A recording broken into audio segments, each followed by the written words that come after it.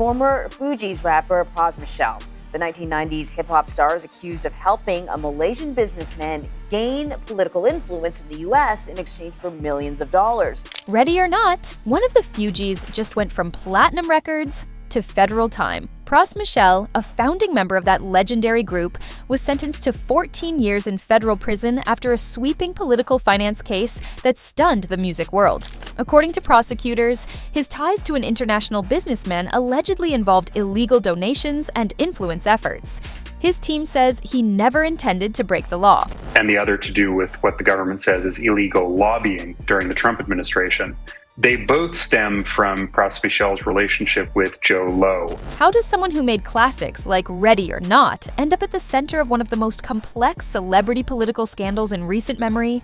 Stick around. We break down how it happened and why it matters to hip-hop, politics, and celebrity culture. Pras Michel wasn't just the third member of the Fugees. He was a Grammy-winning rapper, producer, filmmaker, and entrepreneur who helped shape the sound of the 90s. But according to prosecutors, Pras also got pulled into the orbit of Malaysian businessman Jho Low and allegedly took part in illegal political donations and unregistered foreign lobbying. Finally, fugitive Malaysian financier Jho Low is in hiding, accused of leading a small group which diverted money into personal accounts, designed to look like legitimate businesses. In 2023, after a multi-week trial, a jury found him guilty on several counts, including campaign finance violations, conspiracy, and acting as an unregistered foreign agent. His team denied it all, saying he was a musician, not a political strategist, and never intended to break the law. But the jury disagreed, and in 2024, the judge handed him a 14-year federal sentence.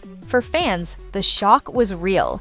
A hip-hop legend who once dominated the charts was now headed to prison. In the mid-1990s, the Fugees were on top of the music world. Pras, Lauryn Hill, and Wyclef Jean did something rare.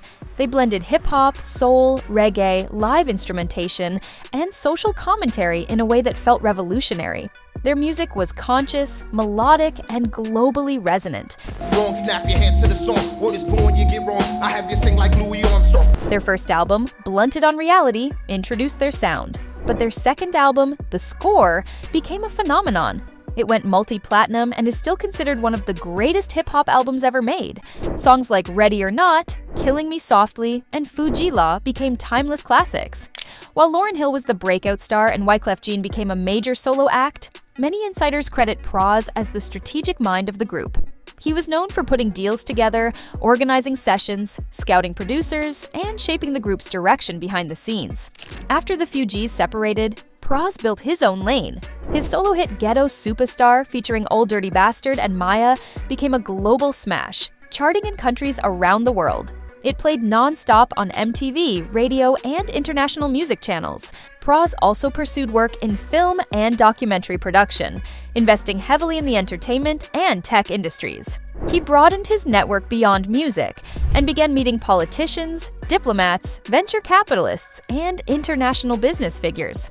Somewhere along that journey, he crossed paths with Jho Low, a Malaysian financier who would later become a central figure in the massive 1MDB scandal. Malaysia alleges the bank misrepresented how the proceeds of bond sales from 1MDB, totaling $6.5 billion, would be used. This relationship would pull Pras into a world of high-stakes political money, international influence, and federal scrutiny that he may not have fully understood. For many observers, this was the turning point. This was the moment where a rapper known for musical impact stepped into a global business arena filled with legal complexities and political risk. This case was not simple. It wasn't one mistake or one moment. According to court filings, it stretched across years, countries, and political agendas. According to prosecutors, they alleged PRAs helped Malaysian businessman Jho Low move millions into the US and into political activities.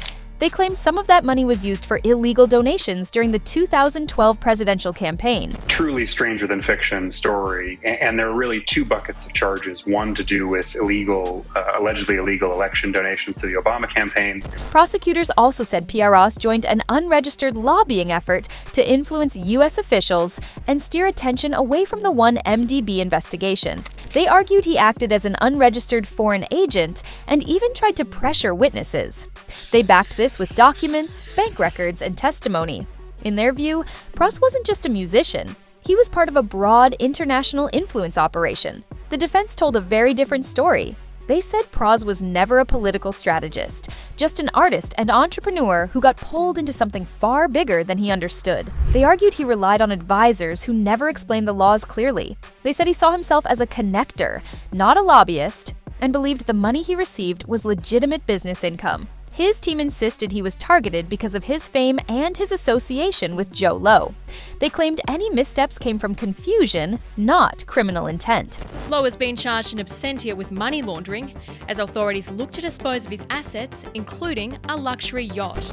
Key trial moments included witnesses describing money flows linked to political events, officials testifying about lobbying efforts, Pras himself taking the stand and insisting he never knowingly broke the law, intense back and forth between both legal teams over intent, knowledge, and responsibility, and cross-examinations digging through texts, emails, and financial records. After weeks of arguments and evidence, the jury made its decision. Pras Michel was found guilty on every count. And from that moment forward, everything changed. When the sentence dropped, social media exploded. 14 years in federal prison is no small number.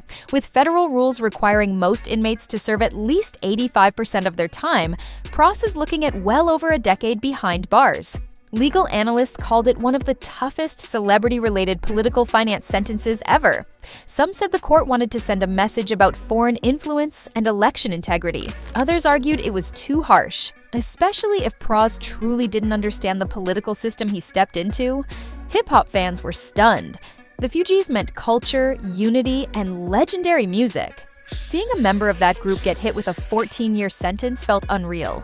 Media voices asked how a Grammy-winning artist ended up tangled in global lobbying and financial scandals. On Wednesday, Michel's lawyer said, disappointment aside, he remained, quote, enormously confident that the rapper would ultimately prevail. The case highlighted how easily celebrities can be pulled into powerful networks they aren't prepared for. Legal experts debated whether the punishment matched the intent, but everyone agreed on one thing. This was a major moment in hip-hop history.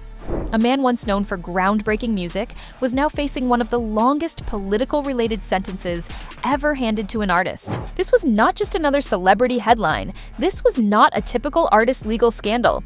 This case had deeper implications. Impact on the Fugees' legacy.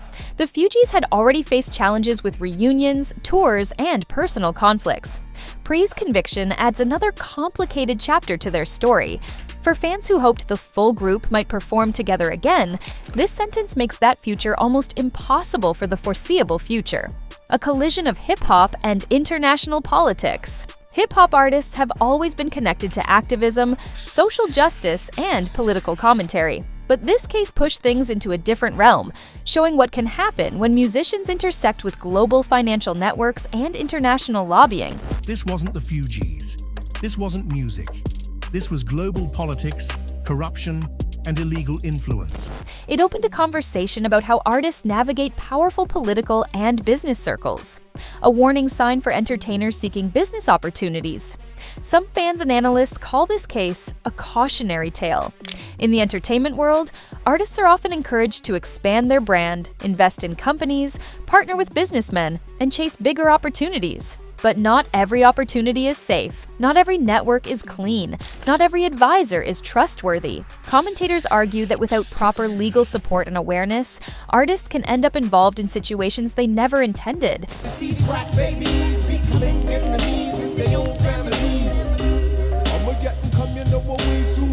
Simply because they did not understand the legal landscape. The Pras Michel case is now being used in some circles as an example of why entertainers need stronger legal guidance, better advisors, and more protection when dealing with high-level business and political figures. Whether you believe Pras was intentionally involved or just a musician overwhelmed by the complexity of global finance, the impact is undeniable. This case shook hip-hop. It shook fans. It shook the entertainment industry. And it raised questions that will echo for years. Now, we want your take. What do you think about Pras Michel's 14-year sentence? Do you think it was fair based on the charges, too harsh, or completely justified? Let us know in the comments. Share your thoughts, your reactions, and your perspective. And if you want more deep dive breakdowns of celebrity stories, legal drama, hip-hop history, and the moments shaping entertainment culture, hit subscribe and become part of the Celeb Intel community. More stories, more analysis, more truth behind the headlines. Stay tuned.